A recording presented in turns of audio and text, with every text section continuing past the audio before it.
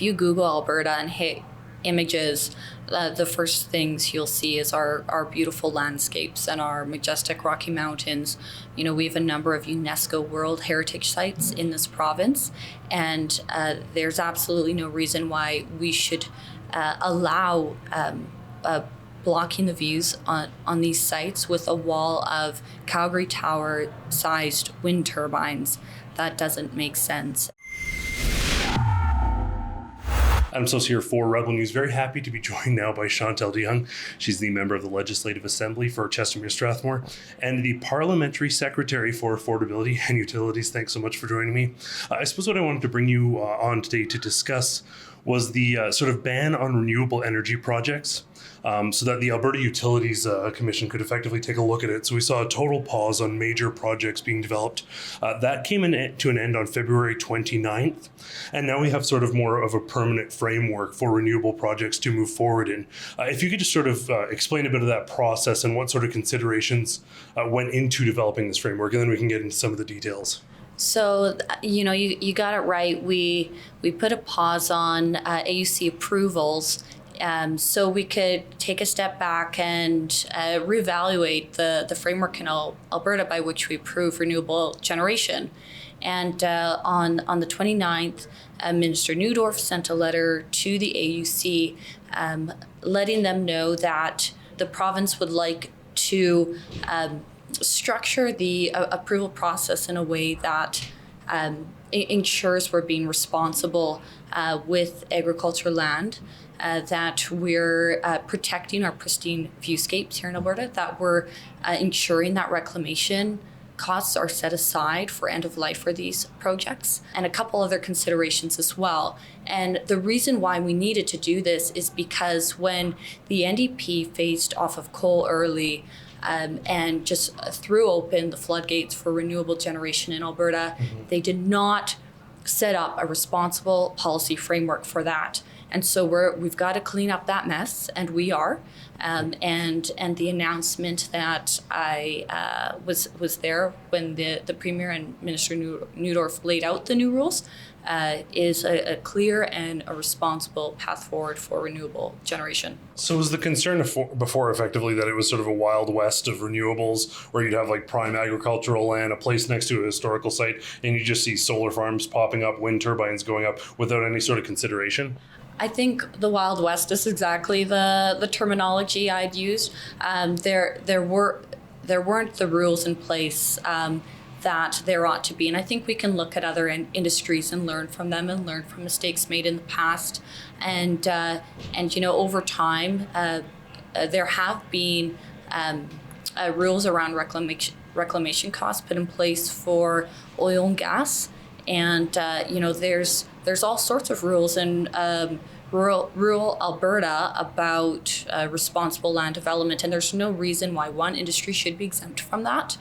Right now in Alberta, we have roughly 6,000 megawatts of installed solar and wind, and announced projects were running up to nearly 20,000 megawatts. So in January, when we had our cold snap, we reached a peak demand record of electricity use in the province at just over 12,000 megawatts. So imagine we have announced renewable generation that would double the generation capacity of our grid. Yeah. So that's pretty wild. We need to have frameworks in place, and the reality is that, you know, when you look at sun and wind maps, most of this renewable generation would be built in southern Alberta, where we do have prime agriculture land, and we cannot be sterilizing that land for uses that don't make sense. We need to protect our agriculture land for future generations, and we need to protect our pristine viewscapes as well. You know, we heard from our municipal partners, we heard from tourism stakeholders as well that, you know, they were concerned about this flood of interest in renewable generation. Yeah. And we also can't have landowners left holding the bag on reclamation costs. That's not responsible. And like I said, we've taken the step to bring in the rules and the policy framework that the NDP couldn't get done. Now, is the concern like with, let's say, solar or wind, that during these peak production times, you'll have a super abundance of electricity or grid power that you can't use, and then other times when you need it, that can simply be turned on? I know there's been a big concern about sort of reliability of the grid. Is that sort of part of the consideration here? Absolutely. The renewables, well, they may be great in some regard. They're intermittent. They are not reliable. And I think that cold snap on January 10th, I believe it was a key example of this. And so we've been left with a huge ratio of electricity generation in Alberta that is intermittent. It is not reliable. And, that's because the NDP faced off of coal early. They pushed it. And now Minister Neudorf has the insight and Premier Smith has the insight to, take a step back. That's what we did with the pause. And reassess where we are and ensure that we do have a grid that is reliable, that lights and heaters turn on when we need them. Yeah. Anything less than that is unacceptable. Now, Alberta, at least in my opinion, probably in a lot of our viewers' perspectives as well, is sort of an Alberta sort of oil, energy, coal, natural gas oriented province first, but your government has made clear that renewables will be part of the sort of grid going forward, and it will contribute in a meaningful way. NDP critics have said that this might dissuade renewable investment, and Alberta's all for investment and opportunity as well. So does this dissuade people? Does it provide a framework for investment that's more clear? What exactly does this do as far as bringing in new business opportunities? It hasn't dissuaded investment. Since the pause was put in place, there has been an additional 13 projects of renewable generation that have gone to the AUC. Yeah. So that's doubled since the pause was put in place. And, those critiques show, again, that the NDP do not understand this issue. Yeah. It's too complex for them, I guess. And, we've seen interest and that's great. But again, we need to make sure that we're being responsible with our land. We're protecting prime agriculture land for future generations, and we've got to do the right thing. That's what we're doing. With that cold snap, let's jump back to that for a moment. I think, especially many of the current leadership candidates for the NDP, they would see coal, natural gas, all those things sort of foregone as soon as possible. Looking back at that snap, are their policies outright dangerous at this point? Could we see, if we didn't have those backups, if we didn't have, frankly, other provinces lending us power during that snap, could people get hurt? Could people, is there a real danger there of the power going out, the heat going out? There's not a doubt in my mind that if, the NDP were handling that situation, that it would have been disastrous. And we saw that because, when they came into government, they faced off of coal. You cannot push something that, industry and technology hasn't caught up to yet. They faced off of coal early, and they brought in a carbon tax that they didn't campaign on. In fact, they paved the way for the federal carbon tax. At the time, Justin Trudeau had said loudly and widely that he had the support of the Alberta Premier at the time, Notley, for his federal carbon policy. We see how they fumbled this file over and over again. What is the carbon tax doing now? It's driving up the cost of absolutely everything. So I think it's great that federal MP John Barlow has brought forward Bill 234 to exempt farmers from the carbon tax. I believe it should be scrapped completely.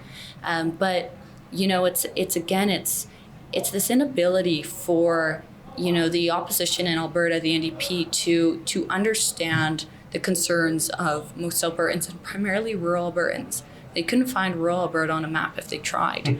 And this is very much evident in Bill 6 that they brought forward, and is evident in their critiques right now of the work we're doing here. You sort of talked there about costs going up. A major concern for many folks, especially among our viewers, would be the cost of food, but also concerns over production and supply, farmlands being sort of bought up, consumed. Is part of the consideration here to ensure that Alberta can continue to provide food, basic supplies, and ensure that there's an opportunity for agricultural industries in this province? Exactly. So the rules that were brought in they push the renewable sector to work with agriculture where it's possible.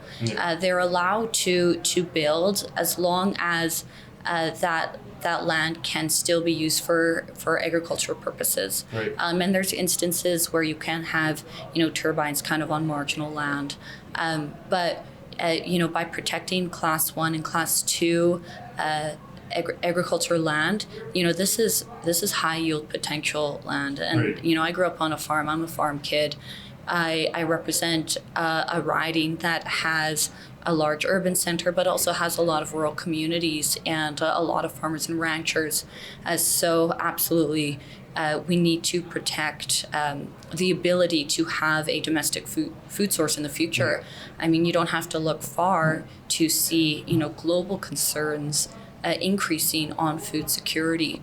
So we've got to be responsible, and we've got to be forward-looking on this. And the other thing is, we're also protecting irrigated land. The government and Albertans have invested significantly in irrigation infrastructure, and doesn't make sense to then repurpose that land for renewable generation. And as well, we're protecting our grasslands, our native grasslands. This is very important to Alberta's heritage. It's incredibly important to our livestock producers who have been conserving that land for generations. And so this is, all part of what we're ensuring is protected by this package of policies. The NDP has made a lot of noise about sort of oil companies, mining companies, cleaning up their own messes, there's valid sort of conversations and questions to be had there. But it would seem to me that this policy is ensuring we aren't left with those conversations after the fact, but a framework is being laid down here. I mean, I suppose my question for you is it that the NDP doesn't care about pollution as long as it's environmental or labeled green? Like, what's the disconnect there? Or is the NDP at least supporting the reclamation portion of this? Well, not that I've heard explicitly, and I think they have chosen to be critical of a policy that is very good, is very sound, and has a lot of support. We've heard directly from RMA and the RMA president, Paul McLaughlin, that they're supportive of these policies. We've heard from our municipal partners that they're supportive of these policies. In fact, Vulcan County, where we have, I believe, both the largest solar and wind installation in the entire country, both in that single county, are supportive of these policies. And so when we look at other industries like not just oil and gas, but also nuclear, mining, logging, there is a framework around reclamation. Right. And again, there's no reason why one industry should be exempt from that. And finally, on the notion of sort of preserving viewscapes, I think frankly probably no one's going to be mad if there's solar panels above a parking lot or on someone's roof, or turbines in some ugly quarry, whatever it may be. But I think the notion of protecting Alberta skies and ensuring that whether it be historical sites like Head Smashed in Buffalo Jump or whatever else it may be across the province, shouldn't it be sort of universal that it's a good idea to protect those from sort of ugly energy products being jutted right against them? Exactly. If you Google Alberta and hit images, the first things you'll see is our beautiful landscapes and our majestic Rocky Mountains. We have a number of UNESCO World Heritage Sites in this province, and there's absolutely no reason why we should allow blocking the views on these sites with a wall of Calgary Tower-sized wind turbines. That doesn't make sense. And so while the term of pristine viewscapes is not universal, it means different things in different places.